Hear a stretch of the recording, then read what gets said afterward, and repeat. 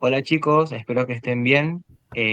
Ahora vamos a abordar las respuestas con su respectiva justificación del cuestionario del eje temático número 2. Hemos preparado este video con el equipo de tutores para poder guiarlos y seguir fortaleciendo este recorrido en lo que sería el aprendizaje de la materia comercialización uno. Bien, esta pregunta nos hablaba de en qué supuestos se basa la teoría económica. Y tenemos que las respuestas correctas son cuatro. Se prefiere más a menos. Esto quiere decir que justamente el consumidor va a tender a elegir la combinación que contenga más unidades de un producto, a otra que posea tal vez menos cantidad. Limitación presupuestaria, justamente como el dinero o la disponibilidad de dinero representa una limitación para la elección de distintos productos o de distintas opciones, va a tender a gestionarla de la mejor manera para poder conseguir más productos, que es un poco lo que decía hace un rato.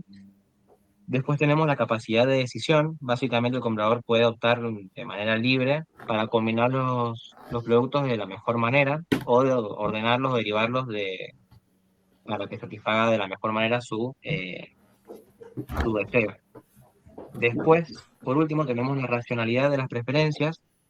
Eso también tiene que ver que va a ponderar en base a la calidad y a la cantidad. Y en base a eso va a elegir tal vez los precios, va a decidir bien qué va a llevar. Bien, bueno, a mí para reforzar un poco todo lo que recién decía mi compañero, a mí me gustaría dar un ejemplo que es, bueno, nada, una estudiante universitaria tiene 10.000 pesos por mes para gastar, bueno, en comida y en salidas, entonces, bueno, tiene que elegir entre dividir su presupuesto para distintas actividades, como ir al cine y comprar la comida, sí, y pagar, bueno, nada, los impuestos. Entonces, un poco lo que recién decíamos de que tenía capacidad de decisión de determinar qué va a pagar primero, cuánto va a gastar, ¿no? En cada salida.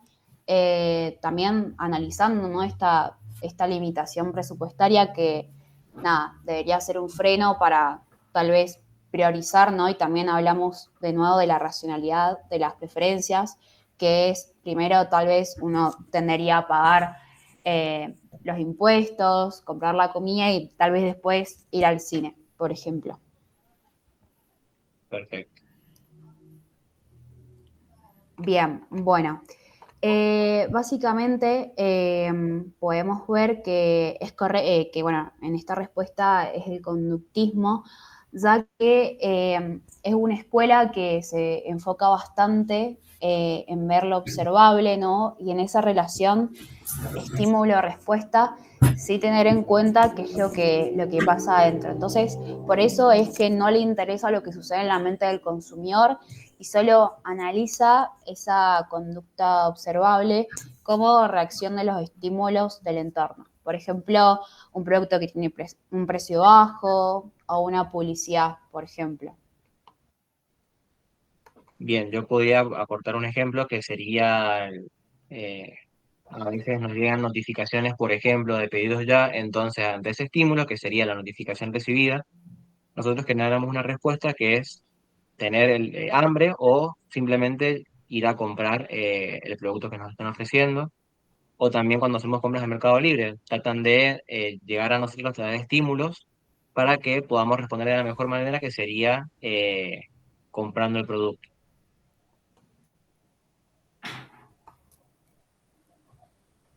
Bien, acá teníamos que indicar si la compra es un proceso racional emocional, influenciado por lo social, lo psicológico y lo económico, y en definitiva sí, es correcto esto porque básicamente son los tres pilares en los que se basa la conducta de compra del consumidor. Muchas veces tendemos a actuar desde el deseo, desde tal vez la nostalgia, compro esto porque me recuerda a tal persona, porque en mi familia lo hacíamos así. También puede ser racional, trato de gestionar mis recursos de la mejor manera para poder comprar la mayor cantidad de bienes que pueda o comprar el bien que más se ajuste a la relación costo-beneficio. También está muy influenciado por lo social. Muchas veces nuestros grupos más cercanos nos influyen. en los comportamientos de compra para tal vez pertenecer, para ser un poco también validados y demás. Lo psicológico también tiene que ver con que las empresas tienen que llegar a nosotros a través de cautivarnos o justamente causar estímulos que nos haga un producto nos parezca atractivo y así poder llevárnoslo, comprárnoslo. Y económico, bueno, justamente un poco lo que hablábamos recién. Una persona siempre va a tender a utilizar sus recursos de la mejor manera y ver cómo lo va a poder gestionar, cómo va a invertir ese dinero y en definitiva cómo va a ir ordenando las distintas preferencias. Bueno, un poco como recién hablábamos, podemos ver que las personas no solo compramos por necesidad o por un gusto individual, sino que también lo hacemos por la influencia del entorno, ¿no? Un poco también creo que todos siempre estamos bastante influenciados por la familia, digo, tal vez la compra que se hace habitualmente, nada, estamos muy influenciados por eso, también por amigos, pares, que afectan las decisiones, no sé, en la ropa, en la tecnología, bueno, nada, por ejemplo, comprar el vaso Stanley, creo que a veces estamos bastante influenciados por el entorno y realmente no es lo que necesitamos.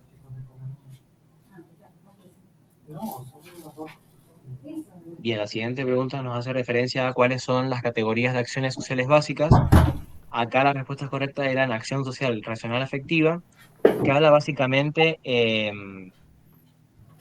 cómo nosotros actuamos en base a lo que sentimos.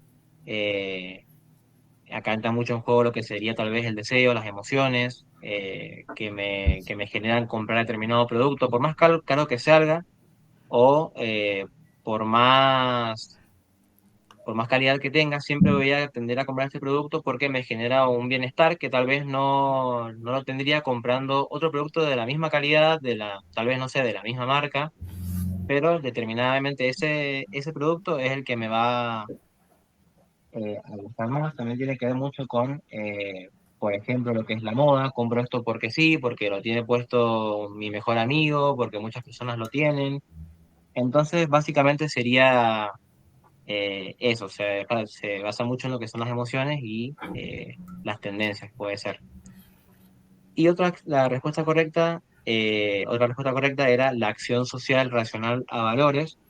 Muchas personas tendemos a obtener bienes o consumir, bueno, productos, servicios y demás, que estén en concordancia con lo que nosotros creemos, con nuestros principios, con nuestra ética. Por ejemplo, personas que estén alineadas a los valores o al compromiso con el medio ambiente, la sostenibilidad, van a ser más propensos, van a tender a comprar productos que se alineen más a esa conducta ética. Bueno, en esta pregunta podíamos ver que teníamos que elegir a los distintos grupos sociales. Entonces, bueno, tenemos primero a los grupos primarios, que bueno, son grupos donde uno tiene más un contacto directo, frecuente, tiene un lazo emocional, y bueno, están influenciados por valores, creencias, por ejemplo, los compañeros de clase, los amigos cercanos, la familia, los compañeros de trabajo. Después vamos a tener a los grupos de pertenencia, que son aquellas personas, son aquellos grupos en los que uno realmente pertenece o aspira a pertenecer. La idea es sentirse parte del grupo, ser aceptado. Por ejemplo, los grupos religiosos, los equipos deportivos, como en este caso, los equipos futbolistas de Godoy Cruz. Después vamos a tener a los grupos de referencia, que son grupos que no necesariamente uno los integra, pero sí influencian bastante las actitudes, los gustos, los comportamientos. Por ejemplo, sirven de aspiración, digamos, son un modelo a seguir. Por ejemplo, las celebridades y bueno, en el caso del ejercicio podemos ver a los influencers. Bien, en este verdadero y falso nos habla de qué es lo que son los atributos, que son variables cualitativas que reflejan las preferencias de los clientes.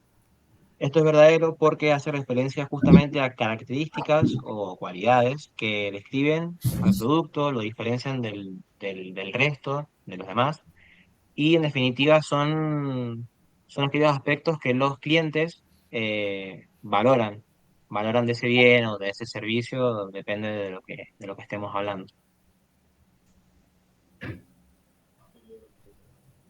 Bueno, en esta pregunta podemos ver que es verdadero, ya que la macrosegmentación lo que hace es dividir al mercado en grupos más generales, ¿sí? Y después tenemos a la microsegmentación, que dentro de un grupo más general buscan descriptores y atributos para intentar comprender mucho mejor a los clientes. Es como que la división es mucho más fina, ¿sí? Para realizar una personificación de las estrategias también mucho más fina. Por eso la microsegmentación sí se basa en definir uno o más descriptores y atributos dentro de lo que se detectó en la macrosegmentación. Bien, acá teníamos que marcar cuáles eran las tres preguntas que teníamos que hacernos a la hora de definir la macrosegmentación. En este caso, bueno, se compone básicamente, las tres preguntas son: ¿quiénes son los clientes? Esto tiene que ver mucho, hace referencia, perdón, a los descriptores, quiénes van a ser aquellos que van a consumir nuestros productos, que van a comprar nuestros productos o servicios, cuáles son sus características, en definitiva, dónde van a estar, qué conductas tienen, qué estilo de vida llevan. Trata de explicar lo más que pueda el grupo donde va a ir dirigido el producto o la estrategia comercial. Después tenemos qué producto valoran. Esto hace referencia a los atributos que recién hablábamos. Qué aspectos del producto van a ser los que valora el cliente, qué características o cualidades va a tener que los diferencie del resto y demás. Y por último tenemos cuál es el valor percibido. El valor percibido podríamos verlo como una especie de combinación entre estas dos últimas preguntas, y hace referencia justamente a lo que es valioso para mí, tal vez no es valioso para otra persona, y se compone muchas veces de justamente la subjetividad. Tiene que ver mucho con otros factores que influyen, como por ejemplo el precio por el que estoy dispuesto a pagar, la calidad percibida al momento de comprarlo, y bueno, qué tan inteligente tal vez es la empresa a la hora de comunicar ese valor, que en definitiva hace referencia a las estrategias que va a tener que emplear para llegar a comunicar ese valor y que sea justamente percibido de la mejor manera por los clientes.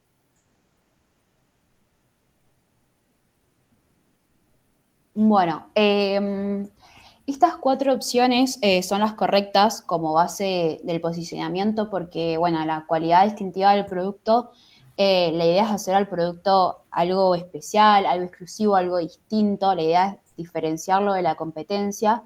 Entonces, a la hora de posicionarte es justamente eso, querer buscar un lugar claro, único, valorado en la mente del consumidor, ¿no? Demostrar que tiene algo especial por lo cual lo tienen que comprar. Después tenemos la oportunidad de utilización específica. La idea es mostrar que nada, el producto se puede utilizar en una situación concreta o que se puede utilizar para una necesidad particular. Es una base del posicionamiento porque, nada, busca estar en la mente del consumidor y cuando ellos tengan una necesidad o lo necesiten para una situación concreta, se gana ese espacio en la mente del cliente.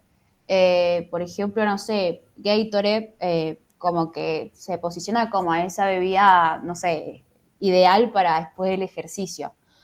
Después tenemos las ventajas y soluciones aportadas. La idea es resaltar aquellos problemas que soluciona y los beneficios que trae. La idea es que elijan el producto porque resuelve sus problemas o les hacen la vida más fácil, por así decirlo. Por ejemplo, el jabón que elimina el 99% de las bacterias es una clara solución, ¿no?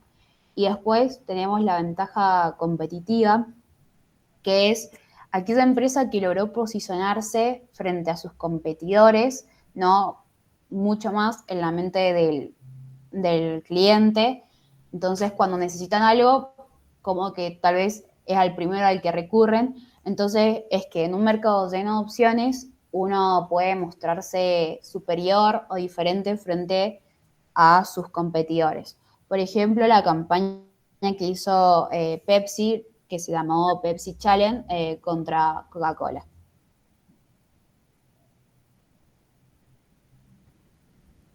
Bien, acá pasamos a los casos de aplicación. En este caso, bueno, Juan Pablo es un joven que quiere comprar una PC gamer. Entonces la pregunta nos dice qué tipo de teoría sociológica se aplica a este caso en concreto. Podemos ver que la respuesta correcta o la teoría que más predomina en este caso es la teoría del hombre económico, ya que Pablo realiza una investigación bastante amplia, lleva a cabo también una comparación entre distintos precios, trata de conseguir una maximización del beneficio, o sea, eh, tal vez buscar ofertas para que, o descuentos, o demás o parecidos para obtener más productos o que salga más barato. También se tiene que especializar mucho porque es un producto que requiere tener conocimiento, en definitiva. Por eso también podemos decir que se prefiere más a menos. Siempre va a querer aprovechar una promoción. Y bueno, básicamente se da porque está controlada mayormente por lo racional.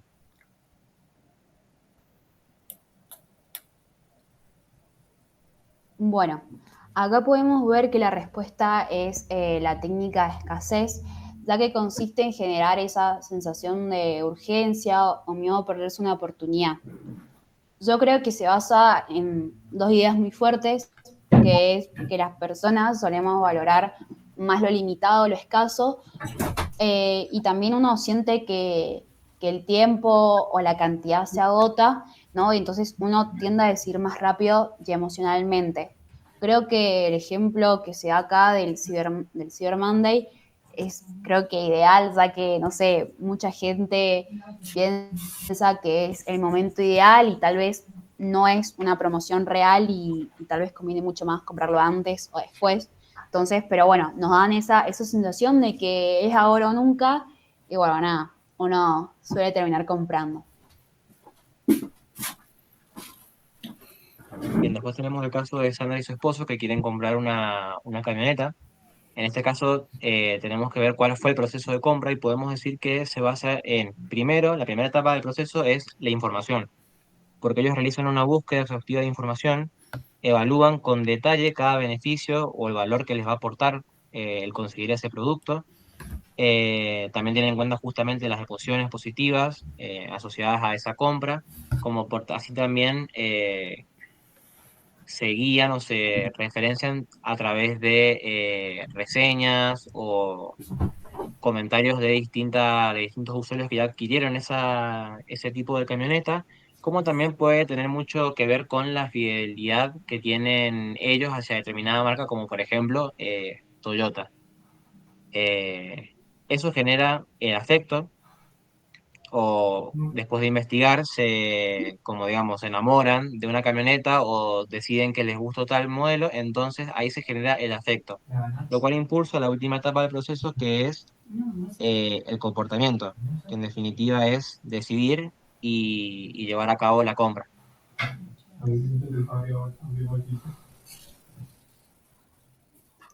Bueno, en esta imagen podemos ver que tenemos la canasta básica, por así decirlo. Es una compra habitual porque, bueno, se realiza de manera habitual, repetitiva, generalmente se consumen con frecuencia y forman parte, ¿no?, de las necesidades diarias de una persona o una familia. Eh, yo creo que estas compras no son impulsivas y bueno, por ejemplo, no sé, compras leche, pan, productos de higiene y bueno, nada, son compras habituales ya que o las compras todos los días o una vez por semana.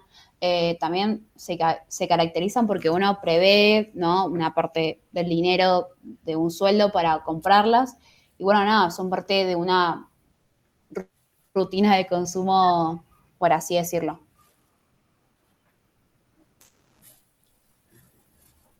Bien, en este caso, que nos preguntan qué tipo de cobertura de mercado tiene la empresa Rolex, podemos decir que tienen una cobertura de mercado especializada en cliente marca, porque Rolex dirige o enfoca su segmento a clientes que tal vez tengan altos ingresos, que tienen un gran poder adquisitivo, eh, que buscan un reloj de lujo o que están interesados en poseer un determinado estatus en la sociedad. Entonces son factores que influyen en eso. Y eso da el puntapié a construir una marca fuerte asociada con ese segmento. Todos sabemos que, bueno, si nos hablan de Rolex, nosotros está posicionado en nuestra cabeza como una marca que hace relojes de alta gama, de alta calidad, de lujo y demás. Por eso podemos decir que está especializada en este sector. Bueno, y acá podemos ver que, nada, que Arcor utiliza una base de publicidad con, nada, varios descriptores, varios atributos y el valor percibido de la marca, ya que su idea es adaptarse a las necesidades, a los tipos de consumidores, ¿no? Diversificando el producto. También segmenta el mercado, ¿no? Me imagino que quiere traer a grupos muy específicos, con características también muy particulares. Aumentar el valor percibido, la idea de percepción y también justificar el precio, ¿no? de la marca, ya que, bueno, uno cuando va a comprar un chocolate Arcor, por ejemplo, sabe que tal vez es mucho más cara en comparación a la competencia en chocolates, pero uno sabe que es chocolate de calidad. También uno busca también fomentar la confianza y la fidelidad en el cliente, ¿no? Que la compra se repita. Entonces, así podemos ver que Arcor usa varios descriptores, varios atributos y el valor percibido de la marca porque quiere construir una imagen sólida, ¿sí? Adaptada a las demandas del mercado y así maximizar, ¿no? Su relación con los consumidores. Hasta acá llegamos, espero que les haya gustado y bueno, que les sirva. Recuerden que estos temas son muy importantes, aplicarlos para poder tener un conocimiento más amplio de la materia y también porque en los parciales se toman mucho este tipo de casos. En definitiva, demuestra que ustedes saben aplicarlos al caso concreto. Recuerden que cualquier cosa estamos acá para ayudarlos. Pueden acudir a nuestros horarios de consulta por WhatsApp. Se contacten con nosotros en los horarios de consulta para resolver cualquier duda relacionada con la materia, con contenidos o simplemente también por los proyectos comerciales.